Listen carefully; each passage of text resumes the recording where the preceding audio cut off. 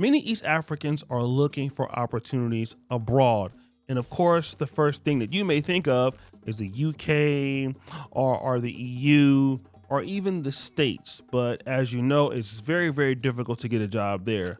So typically what you see are many East Africans going towards the Middle East, Dubai and Qatar, Saudi Arabia in particular, because they still earn, higher amounts of money, and it's not so easy to get them over there. But there is another country that is now recruiting people to come over there, promising to pay high salaries. Kenyan job seekers are forced to fight the Russia versus Ukraine war at the front lines. Kenyans were promised employment in Russia, but they were forced to join the Russian army and fight against Ukraine without any military training. According to the Standard newspaper, Javan, not his real name, was born and raised in Kisumu and was looking for a job in the Middle East, but he was promised employment in Russia. In May, Javan met a man called Gilbert in Nairobi, and Gilbert told him that the Russian government was looking for Kenyans to work in shopping stores, factories, and hotels in Russia. As you can see here, there was a young man from Kisumu who was looking to go to the Middle East, and there was an agency, and this is important, all right? You have a Kenyan agency that said, listen, how about you go to Russia? Because Russia has these same jobs available, hotels, clerk jobs, all of this, and they can pay you even more money than what you can get in Qatar. So these are Africans convincing other Africans to do just that. So the young man and some of his friends, they pay the money, they get the passports, and then their tickets are booked to go to St. Petersburg, Russia. But here's what happened once they got to Russia. Javan began to suspect something was wrong the moment the plane landed at St. Petersburg in Russia. A man who could not speak proper English demanded for their passports, their return tickets, and their phones. He then took them to a bank where they registered accounts in their names. So this is what Javan said, and I quote, "At the bank, the man said, 'Here you don't talk. We command and you do as commanded.' And so we couldn't ask anything. Walituambia, you sign here, sign here, sign here.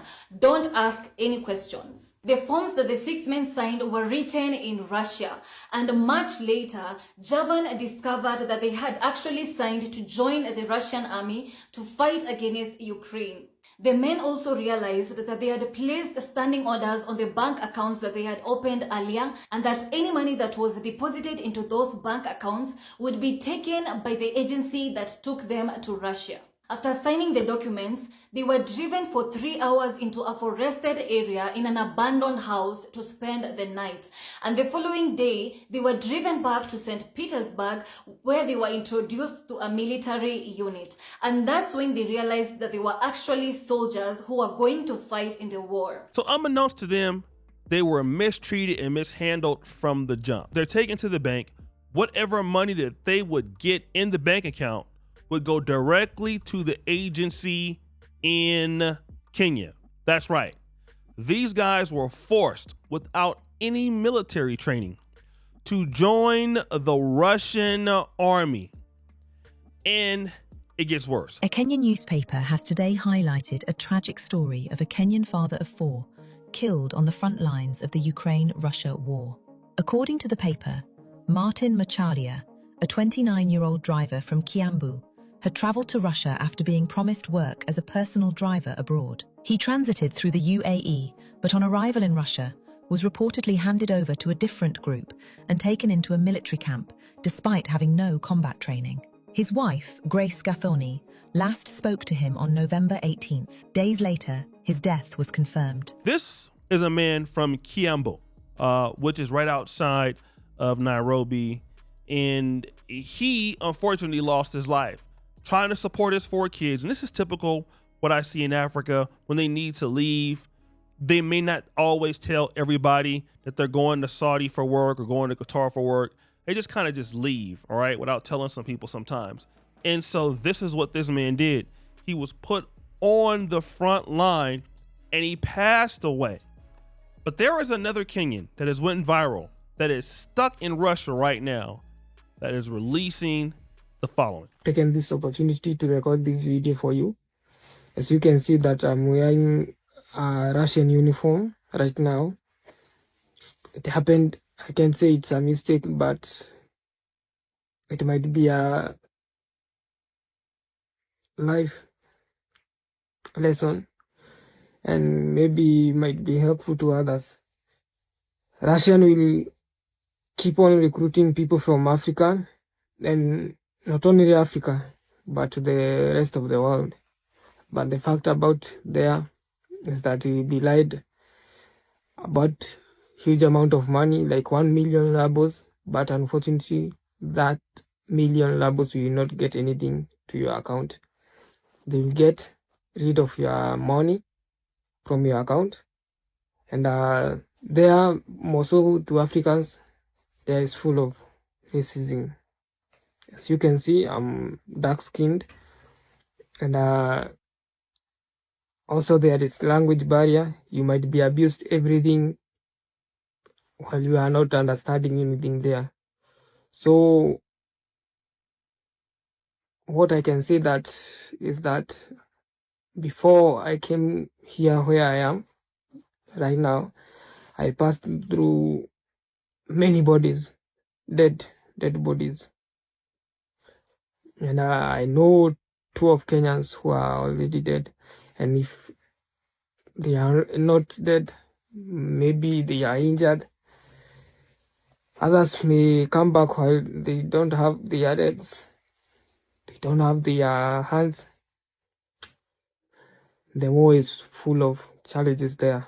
So if you are planning to go to Russia, if you are lied to go there and earn a lot of money there, don't be lied.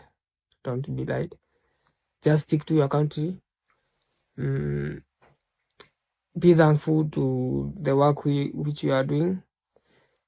Don't rush there because of that 1 million rubles, which you will be lied that to be deposited to your account. So I thank God that I'm alive, I'm not dead, and I will not die here since I'm not there in the war. I hope everything will be okay.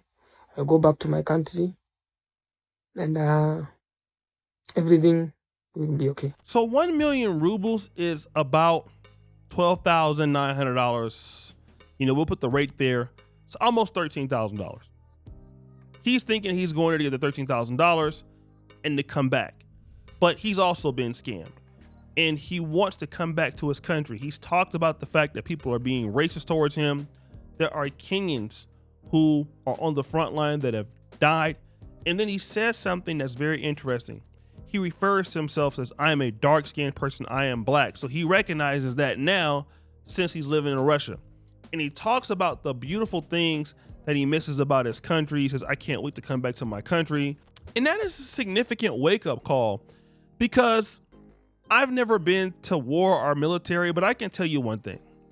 When I came to Africa, or Uganda in particular, and I thought about Black America and all of the opportunities that are afforded there that I just couldn't see because I looked at Black America in a negative way. I'm literally kicking myself now, because if I had the same mentality about the Black community that I, grew into by the time I was in my mid-30s, I would be doing so well. Not to say that I regret what I'm doing now, but you always miss what you had and you take it for granted. Black America was something I could understand. It was something that I could scale myself into. It's something that I love, and I still am passionate about it. And here you have this man who doesn't really understand what opportunities are in Kenya. There are opportunities here in Uganda, although Kenya economically is more viable. You go to Russia and then you see, man, it's really tough here. I'm fighting for my life here. I came here and I could have really just tried to look for opportunities in my own country. And maybe, just maybe, if I were to do things differently where I'm at, things would have turned out differently for me. And we should all look at our respective Black countries, our respective Black communities, and sometimes say thank you, for what people before us have done to allow us to have the opportunities that we have now in life.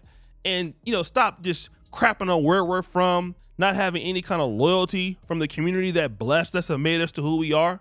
And then it takes for you to go to some place where nobody really appreciates you, nobody gives a damn about you, and then you get your Negro wake-up call, then you find out that, Kenya's not so bad. Let's talk about the big elephant in the room. Africans selling out other Africans. This sort of thing happens all over the continent. You literally have agencies that pull these kind of scams on Africans every day. The employment, I'm going to send you to America, I'm going to send you to Dubai, I'm going to send you to Qatar for work, and now Russia for work. Then once you get there, they take your passports. It's the biggest scam, the biggest agency fraud scam I've seen. I wish governments would do more to stop that, but here's the catch. A lot of people through these agency scams pay taxes to the government, all right? And so one of the ways the government gets money is sending their people out to other places and getting remittances. So it's kind of hard to, kind of police that.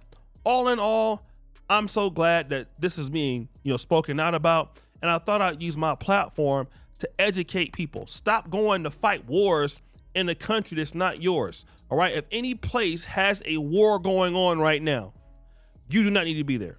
I don't care where it's at. I don't care if it's Sudan. I don't care if it's Russia. Anybody fighting a war right now is not offering jobs to somebody. They're offering you to die. They don't care nothing about you. If you die for them, they're not even giving you any military training. They're looking to use you on the front line. All right. As a bit, like, go out there and waste your life while the real trained people are going to come on the opposite side. That's terrible. So guys, what do you think? It's your boy Yoshidu Jackson back at it again with the episode of Kanganda. I'm out.